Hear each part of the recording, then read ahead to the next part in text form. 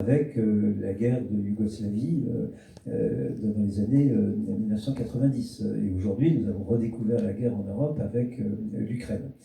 Mais même au-delà de la différenciation en termes de génération, nous ne vivons pas la paix et la guerre de la même manière, suivant notre classe sociale, éventuellement notre appartenance religieuse, et évidemment notre origine géographique. Et là, je ne connais pas forcément très bien votre région, mais quand même suffisamment pour savoir qu'il y a une mémoire historique de la paix et de la guerre très particulière dans le Lot et dans les départements voisins, parce que bien sûr il y a eu les grandes guerres, on va dire, nationales, mais il y a une histoire spécifique, et je crois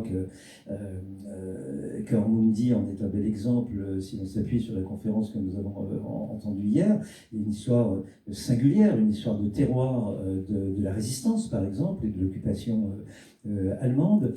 Il y a une mémoire spécifique de la guerre d'Espagne, avec beaucoup de réfugiés républicains qui se sont installés dans le sud-ouest de la France.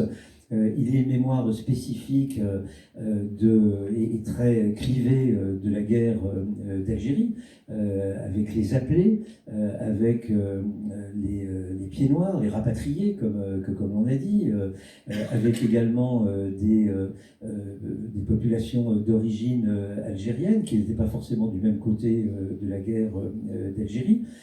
Donc il y a une énonciation vraiment plurielle de la guerre. Et on pourrait également mentionner, parce que même si cette page a été oubliée, on la redécouvre un peu, dans la région, je crois, une mémoire particulière de la guerre d'Indochine, avec une présence notable de réfugiés vietnamiens qui avaient choisi, entre guillemets, le mauvais côté de la guerre d'Indochine, qui ont vécu dans des conditions tout à fait déplorables et scandaleuses pendant des décennies dans cette partie de la France. Bon. Donc on pourrait naturellement multiplier les exemples pour insister sur le fait que ces deux notions assez basiques, guerre et paix, sont en réalité des notions dont nous ne partageons pas forcément la même sensibilité. Ce matin, Alessandro a organisé avec sa collègue cette belle performance avec des enfants de différentes origines. Et bien chacun de ces enfants, du fait d'abord de sa trajectoire personnelle et de sa trajectoire familiale, mais également du fait de ses origines, avait un rapport singulier à la guerre. Je n'ai pas forcément retenu toutes les origines de ces différents enfants qui se sont présentés à nous ce matin, mais l'une venait, si mes souvenirs sont bons, de Bulgarie ou des Balkans, l'autre était ukrainienne. Nous avions une jeune, je crois, yéménite ou un jeune yéménite. Donc autant d'histoires de guerre et plus rarement de paix différentes d'un enfant à l'autre, alors qu'ils sont tous aujourd'hui citoyens, en quelque sorte, ou jeunes citoyens de la ville de Cahors. Alors, le premier point de mon intervention, pourquoi la guerre ? Je ne prétends naturellement pas apporter à cette question une réponse unique.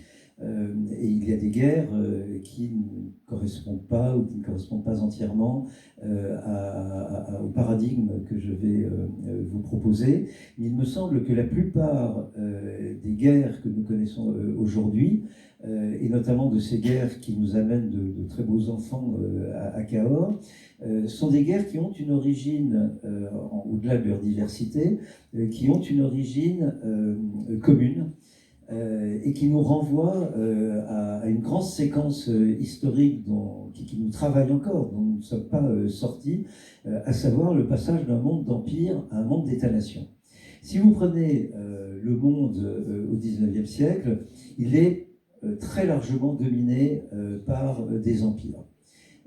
L'empire des Habsbourg, ou l'empire austro-hongrois, disait-on à l'époque, l'empire ottoman, l'empire russe, les empires coloniaux occidentaux, Angleterre, France, etc. Et d'une certaine manière également l'Iran, l'Inde, l'empire moghol, et puis qui va devenir le Raj britannique, mais qui gardait une conception impériale. Et puis le cas également le plus compliqué peut-être, le cas de la Chine, hein, et puis le cas du Japon qui se définissait comme un empire.